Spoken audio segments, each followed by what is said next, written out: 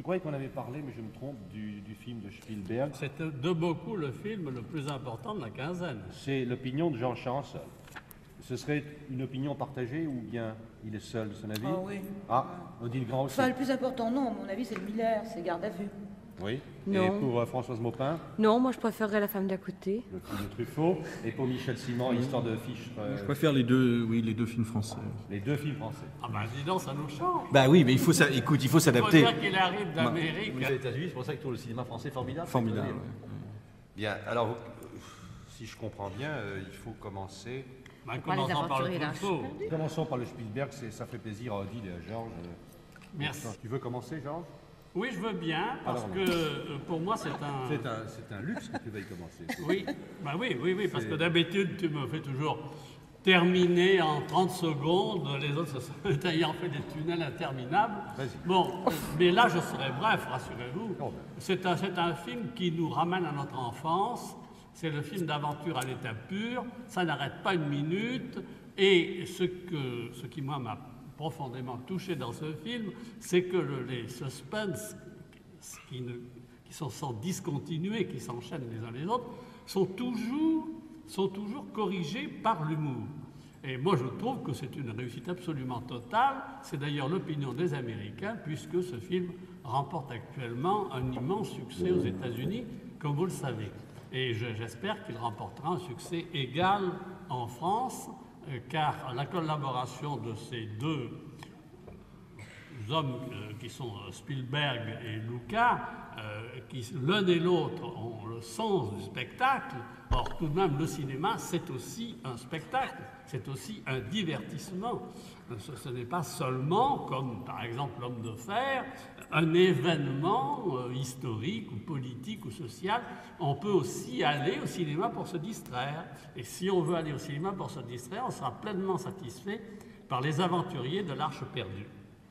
Bon, merci Georges Charançon, Odile Grand. Oui, alors c'est en effet un bon gros vieux film d'aventure.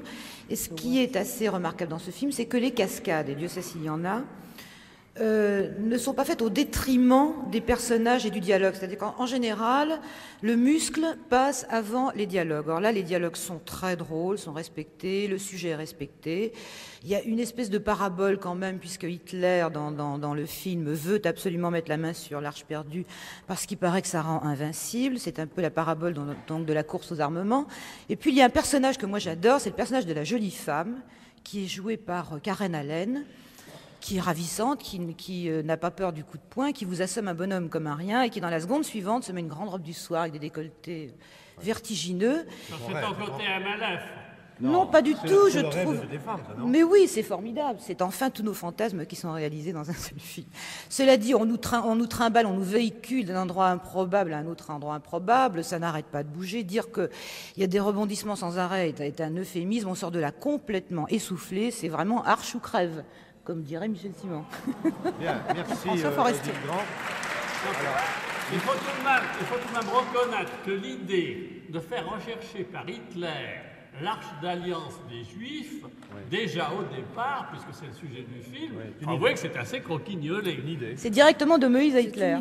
sans intermédiaire. Michel Simon n'aime pas ça du tout. Non, c'est pas ça. Moi, je trouve que c'est évidemment ridicule de dire que c'est un mauvais film, parce qu'il y a un professionnalisme extraordinaire, le choix des décors, la photo, effectivement le scénario avec des rebondissements. Moi, ce qui me déçoit un peu, c'est que je trouve que c'est un cinéma vraiment fait sur ordinateur. Je trouve qu'il y a, contrairement à ce qu'on dit, je trouve qu'il n'y a pas le moindre poésie dans ce film, parce que c'est fait par je crois que dans la nouvelle génération américaine, il faut bien distinguer, on mélange absolument tout le monde. On dit c'est les jeunes hollywoodiens, Coppola, Spielberg, Scorsese, Lucas. Je crois qu'il faut vraiment distinguer des gens comme Coppola et comme Scorsese, et qui font du spectacle aussi, parce que Charançon a raison, le cinéma c'est du spectacle, souvent du spectacle, et d'autre part des gens comme Lucas et Spielberg qui sont vraiment des gosses qui s'amusent à jouer avec un train électrique et à refaire des films qu'on a vus il y a 30 ou 40 ans, à utiliser toutes les recettes et à le faire de façon extrêmement brillante, avec des moyens considérables. Moi, je trouve que quand on voyait des films comme Les Quatre Plumes Blanches ou Les Trois Lanciers du Bengale, quand on voyait Gary Cooper ou Errol Flynn, je m'excuse, il y avait beaucoup plus de charme, parce que je crois que les metteurs en scène de l'époque avaient une certaine candeur et un certain goût eux-mêmes de l'aventure. C'était eux-mêmes des aventuriers, et c'était pas des technocrates au fond, de l'aventure.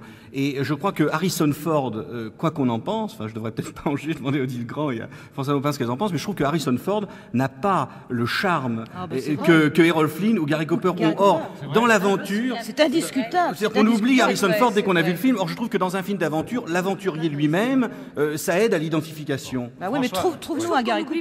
Je trouve que le problème, Françoise Mopin ne c'est se qu'on- souvient plus de On Gary n'oublie Cooper. pas qu'Harrison Ford. Non, Gary Cooper, je m'en souviens très bien. Faut pas exagérer, T'es quoi. sûr, oui. Non, on a tout dit sur les Aventuriers de l'Arche perdue. C'est un énorme succès commercial aux États-Unis. En France aussi.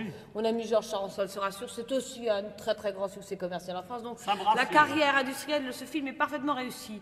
Bon, qu'est-ce qu'on peut dire d'autre? C'est Tintin chez les nazis. C'est un film pour les jeunes de 7 ans à 87 ans. Et Donc, bon âge. Oui.